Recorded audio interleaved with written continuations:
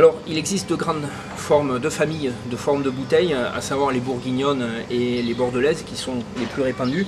Elles sont souvent issues d'une tradition, d'une habitude souvent régionale. C'est pour ça que certaines régions, comme par exemple l'Alsace, a sa bouteille très spécifique.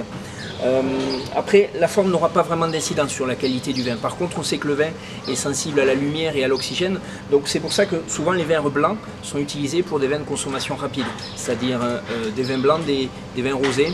Nous utilisons les vins doux, mais ce sont des vins qui sont beaucoup plus résistants.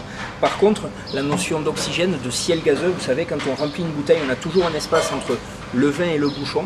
Et évidemment, plus il va y avoir de volume de vin par rapport au même volume d'air, moins le vin consommera d'oxygène. Donc c'est pour ça souvent qu'on a tendance à dire que les magnums vieillissent beaucoup mieux parce que justement le ciel gazeux est beaucoup plus petit par rapport à l'ensemble du volume de vin. Donc la forme de la bouteille a quand même un intérêt sur le vieillissement de la bouteille, mais surtout ce qui est très important, c'est pour ça que les blancs très qualitatifs sont souvent mis dans des bouteilles avec une teinte verte ou en tout cas foncée, parce que justement ça leur permet de mieux vieillir aussi.